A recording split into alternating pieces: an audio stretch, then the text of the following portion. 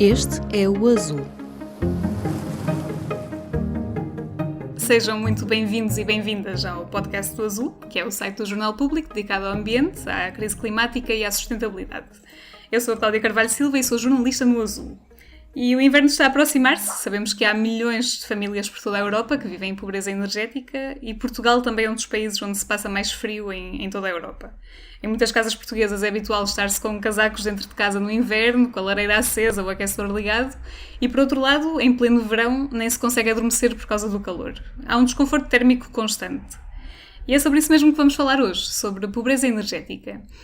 E o que é que isto quer dizer ao certo? É a incapacidade de garantir o aquecimento e arrefecimento das casas, por causa do custo elevado da energia, mas também tem em conta a qualidade e a eficiência energética das habitações, assim como a eficiência dos equipamentos domésticos. E neste episódio vamos conversar com o investigador João Pedro Gouveia, que é doutorado em alterações climáticas e faz parte do Centro de Investigação em Ambiente e Sustentabilidade, que se chama CENTE, da Universidade Nova de Lisboa. A sua área de estudos envolve precisamente a pobreza energética e a eficiência energética dos edifícios. João, olá, bem-vindo. E a começar por aqui a conversa. Tendo em conta que esta é a realidade de tantos portugueses, já estamos de certa forma resignados à ideia de que é normal passar frio em casa? Bom, é uma questão realmente bastante crítica, porque não é um problema de agora, deste inverno, é uma questão estrutural que tem uma componente grande relacionada com os edifícios, como uma vulnerabilidade grande das famílias portuguesas. Portanto, os nossos edifícios não estão adaptados e não têm a qualidade necessária em termos de construção, por diferentes razões que podemos vir a explorar, para a eficiência energética. Pronto, por um lado temos essa dimensão. Depois temos um caminho também problemático relacionado aos preços de energia, uma questão também de vários anos, onde na eletricidade, no gás e noutros combustíveis também temos alguma vulnerabilidade acrescida, que depois, combinando estas duas com os rendimentos das famílias, o rendimento per capita português está bastante abaixo da maioria dos países europeus, temos questões relativamente gravosas em relação, quando combinamos as três componentes, portanto o edificado e a forma como consumimos energia, depois os preços com energia que limitam o nosso conforto térmico no verão e no inverno, e claro, a parte dos rendimentos é importante. E portanto, eu diria assim, não é uma questão, não é estarmos resignados, mas claramente já estamos adaptados a viver com o frio e com o calor. Portanto, eu acho que isto vai ser também um desafio para outros países europeus maior do que se calhar vamos ter nós em Portugal este inverno, porque não é assim tão estranho passarmos frio em casa, estarmos com um aquecedor a óleo numa divisão e o resto da casa gelada. Temos o problema de infiltrações e umidades que realmente criam-nos problemas de saúde. E vemos agora, recentemente, os picos todos de várias doenças respiratórias que estamos a ser confrontados. Claramente também tem a ver com a qualidade das nossas habitações e a forma como vivemos em casa. Mas apesar de ser comum, não deveria acontecer, não é? Absolutamente, porque os fatores e a gênese do problema é clara. E Portugal, olhando até numa perspectiva europeia, é um dos países mais vulneráveis. As estatísticas que saem anualmente, normalmente a maioria os indicadores são anuais, que vêm do Eurostat e de inquéritos mais alargados que são feitos nos vários Estados-membros. Portugal aparece ali sempre terceiro, quarto, segundo, pior país, consoante o indicador. Porque isto realmente deve-se aqui a questões estruturais, regulamentares, aquela ideia também que sempre houve, temos um clima ameno, relativamente ameno, e o que não deixa de ser verdade quando olhamos para o leste da Europa, o norte da Europa, com invernos com vários dias, muitos meses de temperaturas negativas, não é? Portugal não tem esse perfil, claro que há zonas muito frias, o norte, o interior, então havia esta sensibilidade, ou este pensamento que não é preciso investir muito na habitação, não é preciso investir muito no isolamento, pensar a maneira como vamos aquecer ou arrefecer a habitação. Construímos durante um certo período rápido, barato, também para acomodar os problemas do rendimento das pessoas, portanto, e a autoconstrução, as pessoas construíam as suas próprias casas também. Faz-nos chegar aqui com uma situação de vulnerabilidade muito grande. E, portanto, não é só uma questão da crise energética deste inverno ou de umas questões mais de circunstanciais. É realmente um problema de grande longevidade que só recentemente, felizmente, diria eu, que começa a ser também trazido mais para o debate público, político, de várias entidades a trabalharem sobre este assunto, que era uma coisa que há 5, 6, 7 anos não acontecia. Portanto, ainda bem que estamos aqui hoje a falar também sobre isso, porque realmente é alertar para as pessoas para a sua vulnerabilidade, para se reconhecer o problema, para se encontrar soluções. Sim. E como é que resumiria a pobreza energética? Esta conjugação de fatores da habitação, da falta de rendimentos, ou dos rendimentos mais baixos e dos preços elevados de energia, ou vai mais além disto? Pronto, estes são os principais fatores. Eu acho que é sempre importante olhar para a componente principal e, na minha perspectiva, é muito os edifícios. Portanto, se nós tivéssemos uma habitação com uma classe energética mais elevada, o que é que isso resultaria? Que não tínhamos tantas necessidades de consumir efetivamente energia para aquecer, para arrefecer. E, portanto, sendo essa uma questão fulcral, onde 70% dos edifícios certificados de habitação certificados em Portugal têm baixa eficiência energética, portanto, abaixo do regulamentar para novas habitações, portanto, C ou inferior, estamos a falar de 70% do certificado, o que quer dizer que grande parte das habitações ainda não estão certificadas energeticamente, portanto, a situação será bastante pior. Na minha perspectiva, é bastante pior. Que depois também olhamos para outros indicadores associados com a habitação. Por exemplo, 1/4 dos edifícios em Portugal têm problemas de infiltração, umidades, bolor. É o segundo pior país da União Europeia. Portanto, estes fatores não é só uma questão, não é só uma componente social e trazer esta problemática para uma questão de energia e de ambiente. Isto é social, económica, ambiental e claramente com impactos muito significativos na saúde, tenho a certeza. Não há muitos estudos que nos permitam, e na verdade não há muitos dados que nos permitam chegar a uma análise comparativa e perceber qual é que são os reais impactos na saúde, mas temos estatísticas que nos permitem dizer que a presença de crianças ou de idosos em períodos de mais de frio, ou excesso de mortalidade, ou problemas de gripe e pneumonias de permanência nas urgências e assim, mostram aqui alguma ligação. Portanto, claramente os edifícios. Depois a maneira também como nós consumimos energia, portanto, que tipo de equipamentos é que utilizamos. Isso depois está tudo interligado. Por isso é que se costuma dizer que a pobreza energética é um problema multidimensional, efetivamente por isto, porque não podemos ir só falar com uma Secretaria de Estado ou com um Ministério em Portugal, porque tem impactos diferentes impactos e causas de diferentes géneros. E, portanto, aqui consumimos muita lenha em lareira, é um perfil muito português, que até às vezes é um pouco estranho quando outros países europeus olham para o nosso perfil de consumo e veem esta componente tão grande de biomassa, de lenha nas lareiras, mas é uma realidade portuguesa. Depois aquela ideia também de aquecer, arrefecer, tem que ser por aí, mas de aquecer com eletricidade. Portanto, fica muito caro. Depende da eficiência, se for um ar-condicionado ou uma bomba de calor bastante mais eficiente, é realmente uma solução a apontar, mas claro que custa mais do que um aquecedor a óleo que nós passeamos pela casa, não é? Andamos a mudar de divisão ou um ventilador, mas isto tudo tem custos muito elevados em termos de utilização. E depois tudo também está naquela componente do rendimento. Portugal tem cerca de 20-25% da população em risco de pobreza, ou no limiar da pobreza, portanto, com rendimentos per capita abaixo da referência dos valores europeus. Tudo isto, claro que ligado, nos trazem um fator de base de problemática. Depois que é agravado com outras situações, que é grupos de pessoas mais vulneráveis. Quando falamos de idosos, falamos de famílias com crianças, falamos de migrantes, falamos que nas condições que podem estar a viver com mais dificuldades, falamos de famílias monoparentais, falamos, também há alguma discussão sobre pessoas com incapacidades físicas. Portanto, há aqui várias tipos de famílias ou tipos de pessoas que podem estar ainda mais vulneráveis àquele triângulo base da problemática.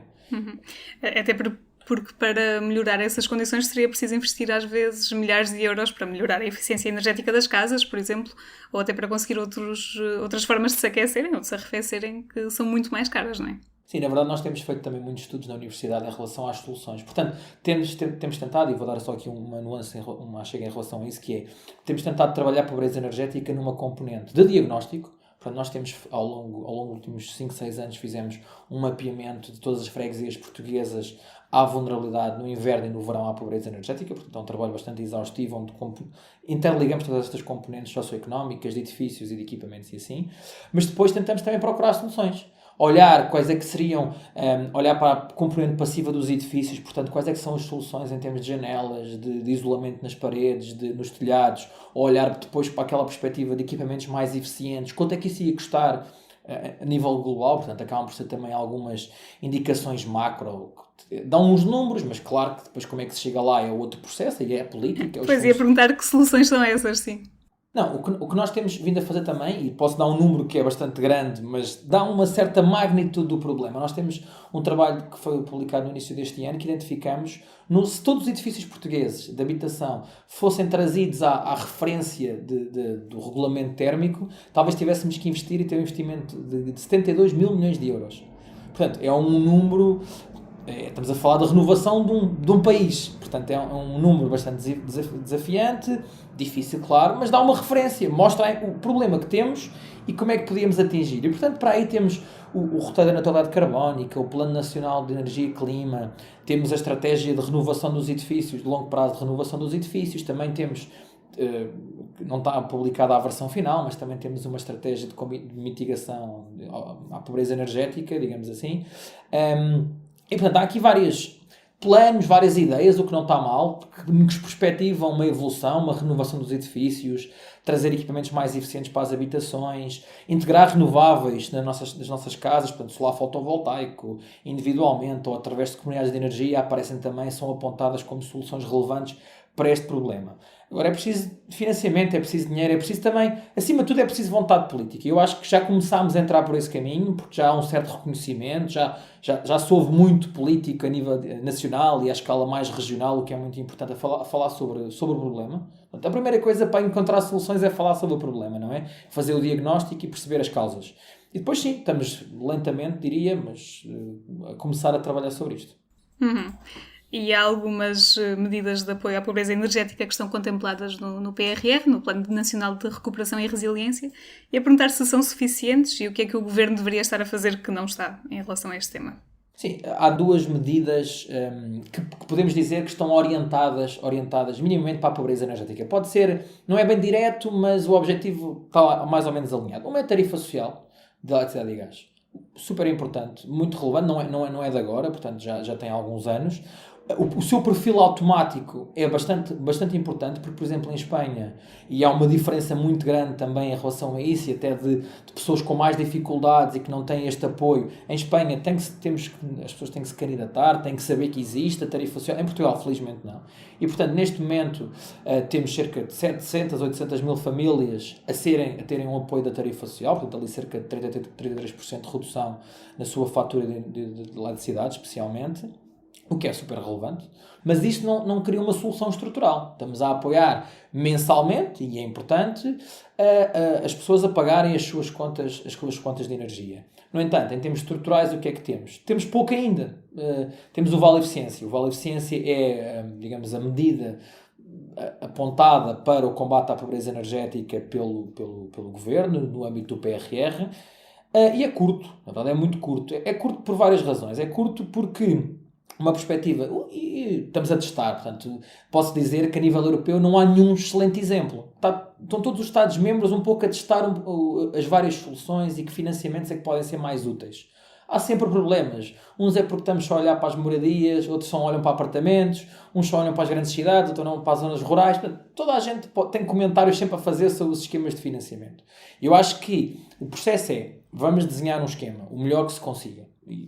Diria que a Secretaria de Estado, quando desenhou o esquema, pensou que era o melhor, que talvez que era a melhor opção.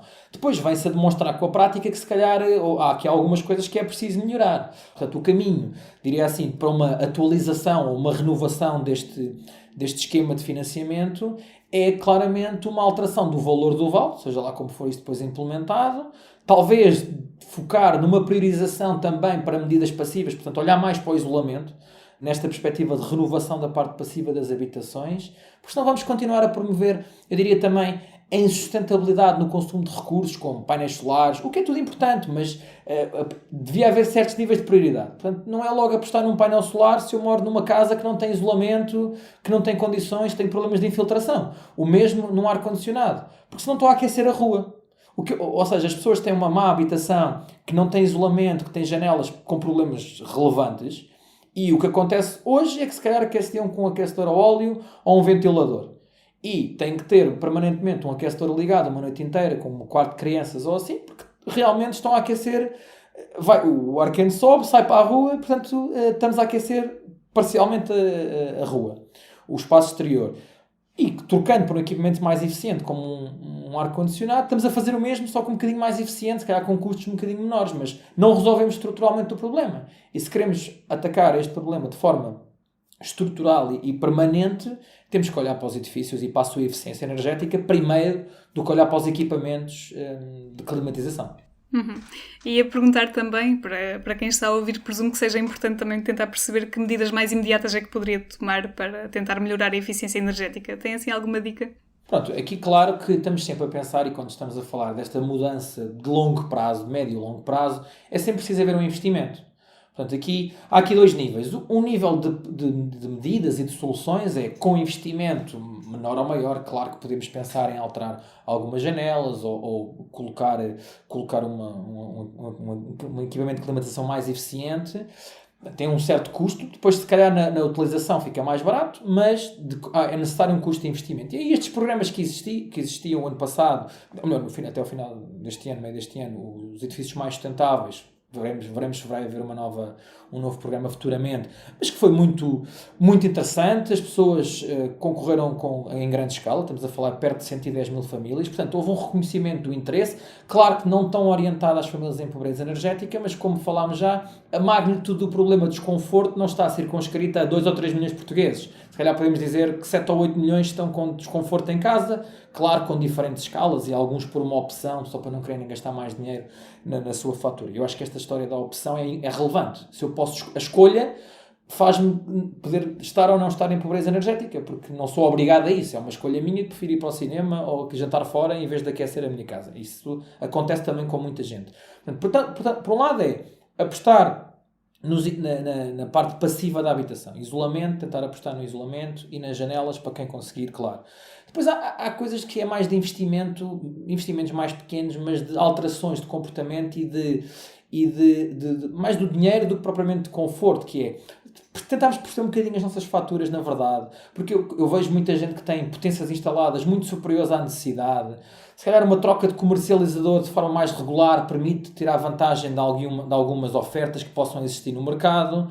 Portanto, aqui é quase, não é tanto mais conforto, nem mais eficiência claramente, mas é a redução dos custos que nos pode permitir disponibilizar dinheiro para outro tipo de investimento. E, portanto, é ser eficiente no consumo dos nossos recursos, claro, tentando olhar numa perspectiva mais de médio e longo prazo. Portanto, aqui é sempre complicado, porque a disponibilidade de dinheiro, ainda por cima neste período de inflação tão alta, as pessoas têm que escolher, porque os alimentos ficaram muito mais caros, o crédito à habitação também vai, em muitos casos, se calhar, aumentar 30%, 40%, portanto, aqui a escolha não é o melhor momento para estar a dizer às pessoas vamos investir em alguma coisa. Portanto, o Estado também tem esse papel que nestes financiamentos que vêm do PRR, tantos milhões de euros, se calhar em vez de se investir em megalomanias de tecnologias muito grandes que potencialmente podem ser interessantes daqui a 10 ou 15 anos ou assim, numa lógica mais alargada de sistema energético, acabam só por estar algumas empresas do setor a intervir. Se calhar com esse dinheiro podemos estar a ajudar muito mais famílias a apostar mais no nosso edificado, como também preconiza o Repower Europe e o Renovation Wave da Comissão. Para nós chegarmos a esses objetivos de renovação anual das habitações, temos que fazer muito mais, porque o que estamos a fazer não chega, nem é uma transformação exigente do nosso parque edificado, das nossas habitações. Estamos a fazer pontualmente algumas melhorias, mas claramente não é uma grande renovação como é preciso ser feita. E para finalizar, falou aí na questão da inflação, e ia perguntar também se este cenário de pobreza energética se vai agravar com as consequências da guerra e também com a inflação, tendo em conta que em Portugal a energia já era uma das mais caras da Europa. É assim, claramente num país que já éramos tão vulneráveis, eu diria, há 2, 3 anos já estávamos do top de países mais vulneráveis. Com a situação do Covid, das pessoas permanecerem mais tempo em casa, reconheceram até problemas que achavam que não tinham, ou que, como iam trabalhar para fora, para empresas e para vários contextos, não estavam tão presentes na habitação para reconhecerem esse problema. Portanto, isso já durante a pandemia, durante o confinamento, foi agravado. Muitas pessoas continuam ainda a trabalhar em casa remotamente, que para as empresas e para entidades acaba por ser vantajoso, tentam promover isso, mas basicamente é uma deslocalização para os privados, para as habitações, dos custos com energia, com a internet, com equipamentos, com muita coisa. E, portanto, se calhar as pessoas estavam confortáveis ainda nas universidades e nos escritórios e em várias instituições, porque aí até havia climatização, estavam num coworking space com mais 10 ou 15 pessoas e, portanto, até estava ali algum conforto. Essas 10 ou 15 pessoas vão para casa individualmente, agravou a situação. Com os custos mais alargados em relação a amplificar a vulnerabilidade na casa. E claro, portanto, isto já se passava tudo nos últimos 2 anos. Nesta questão deste inverno, a situação da inflação, como eu referi anteriormente, vamos ver o que é que vai acontecer efetivamente com os preços do gás e eletricidade, o que é que vai ser mesmo trazido para as faturas de cada um de nós na habitação, o que é que se vai passar em janeiro. Já houve alguns aumentos agora, mas vamos ver a escala. Claramente vamos ficar numa pior situação. Se olharmos só para Portugal, porque numa perspectiva mais alargada europeia, eu diria que há países que vão sentir muito mais esse impacto. Como eu comecei por dizer, nós acabamos por estar um bocadinho, infelizmente, por razões problemáticas, acabamos por estar mais habituados. Portanto, já temos aquele perfil de 2 casacos, 2 mantas para dormir, um gorro e um cachecol em casa. Infelizmente é isso que acontece, é a verdade de grande parte das famílias portuguesas, em que, noutros contextos, na Alemanha, Dinamarca, Polónia, se calhar esse contexto não existia, as pessoas realmente aqueciam a casa, mas com as restrições que pode acontecer em alguns países europeus de limitar algum uso de energia. Estamos a ver isto na Ucrânia. Esta semana têm surgido notícias sobre 60% de falhas e de população que não tem energia. E, portanto, isto vai ser bastante gravoso nesses países. Bem, na Ucrânia, numa escala muito superior, não é?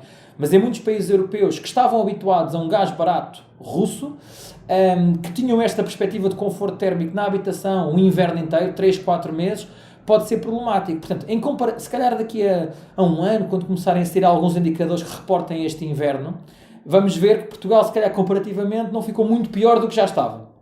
Quando olhamos para outros, se calhar desceram pessoas a reportarem incapacidade de aquecer a casa. Imagino que noutros países vai aumentar muito mais significativamente do que vai acontecer em Portugal. No entanto, claro, estamos muito vulneráveis, toda a gente vai sofrer bastante. Uma conversa conduzida pela jornalista Cláudia Carvalho Silva ao investigador João Pedro Gouveia. Já sabe, no site do Azul pode ler as principais notícias e reportagens sobre ambiente e crise climática. A Cláudia Carvalho Silva acompanhou a primeira sessão do julgamento dos alunos detidos na ocupação da Faculdade de Letras da Universidade de Lisboa. O julgamento continua em dezembro. Um processo para acompanhar no nosso site. Pode ouvir a entrevista a uma das alunas, Ana Carvalho, no episódio anterior do podcast do Azul. Na quarta-feira, 30 de novembro, a Comissão Europeia propôs novas regras para reduzir embalagens de plástico. Se esta proposta de revisão da legislação for aceita pelas outras instituições, todas as embalagens vão passar a ser recicláveis. Até 2030, por exemplo, as cápsulas de café e sacos de chá vão ter de passar a ser compostáveis. Já as embalagens de takeaway e comércio eletrónico terão de adotar formatos mais reutilizáveis. Leia a notícia da Andreia Azevedo Soares sobre esta proposta da Comissão Europeia no site do Azul. O Estado português vai continuar a apoiar a compra de veículos de baixas emissões em 2023 e explicamos como pode receber um apoio para comprar uma bicicleta ou uma moto elétrica. A Ana La Salete Silva, estagiária do Azul, conta que qualquer pessoa pode candidatar-se, mas o número de incentivos é limitado. Tudo isto e muito mais para ler em público.pt/azul. Se gostou de ouvir este episódio, siga o podcast na sua aplicação preferida para não perder o próximo. Se tiver sugestões de temas e entrevistas, envie para o e-mail aline.flor@publico.pt. O podcast Azul é editado por mim, Aline Flor, e volta daqui a 2 semanas. Até lá!